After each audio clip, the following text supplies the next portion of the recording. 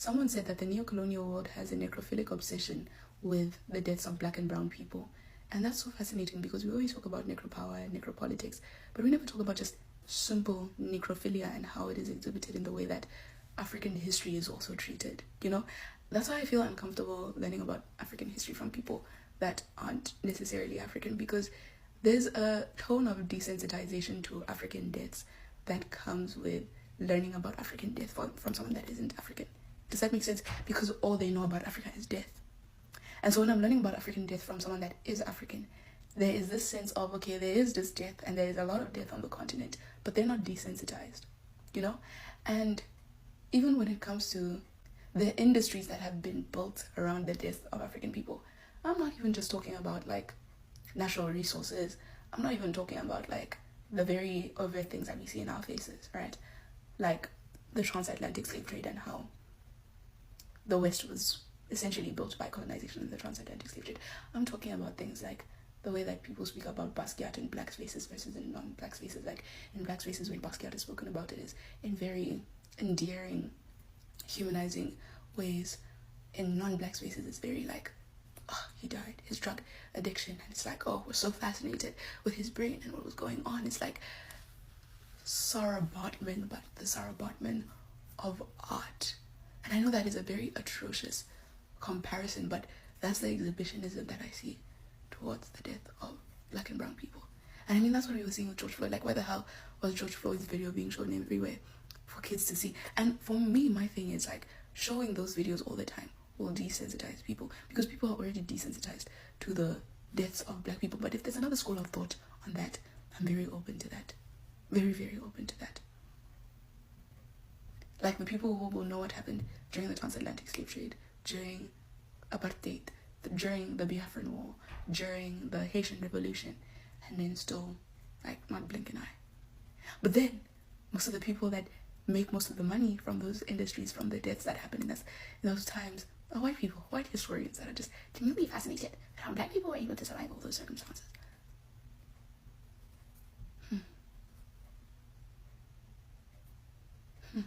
We need to speak about this more, and I have been thinking about it for a while now. The way she broke it down, chef's kiss. Yeah, them folks have a weird obsession and attraction to black death and black corpses. I loved how she cited Sarah Batman and Basquiat in that video. Those examples nail on the head. Quickly talking about Sarah Batman, when she eventually died after going through all that she went through at their hands. What did they do with her body?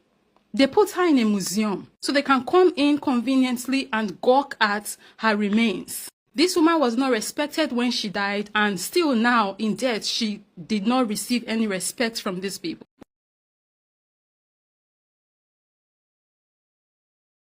Something very similar to Sarah Batman's situation is what we still see them do even in 2023. How these folks still have the skulls of our ancestors in Europe. And they pass it back and forth amongst each other. They are selling and trading our ancestors' skulls. Like, there is a level of sickness that these people are suffering from that needs to be looked into. Because the obsession with black corpses is not normal. If you want to even bring it back to the continent as it's still happening, is how we see these people and their obsession with Pharaoh's remains. Ancient Egypt was black. If you disagree, you can go and argue with your nearest transformer. Not only have historians backed this up, the blackness of ancient Egypt, scientists too have backed this up, the blackness of ancient Egypt. And this is why them folks are constantly going to Egypt to disturb their dead. This is why they are so obsessed with them pharaohs and their corpses. Let's not even talk about the fact that at some point these people used to eat the mummies, but conversation for another day. The obsession with black corpses is goddamn real and scary. Now let's take it to the United States of America and their weird obsession over there with black bodies and black death. Them folks used to use enslaved African people's hair as stuffings for chairs. They used to use enslaved African people's skin as leather to make things. Or is it them you want to talk about? Or the picnics that them folks used to host? And how they used to carry themselves during these things, and the things they used to do during and after the picnics. How they used to take pictures with the corpses of the black people that they have They'll be smiling, all their 32 would be showing. If you go on Google, you can find these pictures. As if that wasn't bad enough, they would take body parts home of this black person that they had. Like, people were cutting skin, pulling teeth, taking bones of the black person that they just unalived home. And then they mail some back and forth as souvenirs. Mind you, they did these things in front of their kids. If you go on Google, you will see pictures of children at these picnic events where they were doing all of these heinous things, all of these sick things. They took their kids there. This is why nobody can convince me that them folks have not messed up themselves so badly to the point that their genes have been altered by these things that they did in the past and still continue to do till this day. And I guess this is where we have to bring in epigenetics into the conversation, right? Because when we have this conversation, sometimes as, you know, black people, African people, we talk about how the events of the past still affect us today and how we inherited some of the trauma from our ancestors. We don't really talk about those that spent all of that years, right? Or all of these years inflicting the trauma. Like, how did it affect them? Because it cannot be one-sided. It cannot be one-sided that those who were at the receiving end were getting traumatized, but the people who were inflicting the trauma, that did not mess up with their head in some way, some form. Like, it's not possible. We have to bring in epigenetics into this conversation. It's not possible for you to do that much evil from generation to generation like that for hundreds of years and not get messed up. Trust me, them folks have been messed up in ways that we cannot begin to understand. Like, it's just crazy how desensitized they have truly become when it comes to Black death and how weirdly obsessed they are with black bodies, black corpses. And then with Basquiat, it's just crazy how they only could recognize him after he died. Like, man struggled when he was alive. He was super talented, his art, genius. But it was when he died, that was when they started becoming obsessed with him and his work. And also, if we want to talk about this conversation a bit deeper, like if we want to take it a bit deeper and look at how they talk about our life, our bodies, our death, and compare to how they talk about theirs, like, it's a stacking difference. And all of this ties back to their historic opinions of who is and who isn't human, who is worth respect and who isn't, whose lives matter and whose life doesn't matter. A very recent example is when you think back on how these people covered the Russia-Ukraine war when it first broke out. How their reporters were talking about how blue-eyed and blonde hair the people that were dying were, emphasizing on their whiteness, trying to get to your, sympathy button so you can feel for these people because they are white. And then you compare, that coverage to how they cover wars that happen in Africa or wars that happen in other POC countries. Like, it's sinister.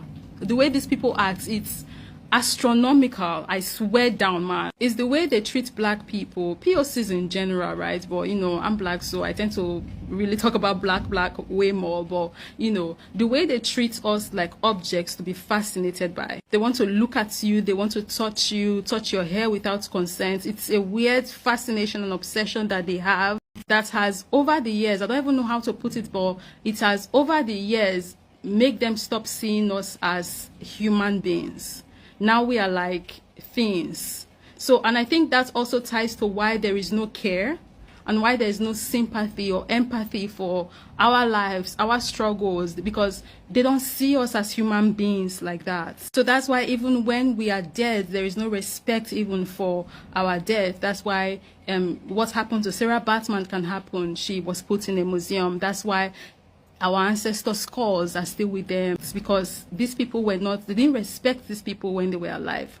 They didn't see these people as people, like 100% human beings when they are alive. So all of a sudden now they are dead. They can't see them as people still because they have objectified us and they have legalized and moralized why it's okay for them to do so. So all of these things that we are saying, it's not clicking for them. And that's why I went to epigenetics, because they carry themselves like this for hundreds of years and it has messed them up. And that's why, like she said in her video, when you hear black people speak about Basquiat, he's humanized when we speak about him. But when they speak about him, boy oh boy, his humanity literally goes out the window. I was done with my video, but then I went back to Sis' video and I was just scrolling through the comments, and I came by some comments that I wanted to highlight in this video as a closing note. This one from Gemma Michael says, makes me think of King Pleasure exhibit of Basquiat and how emotional it was,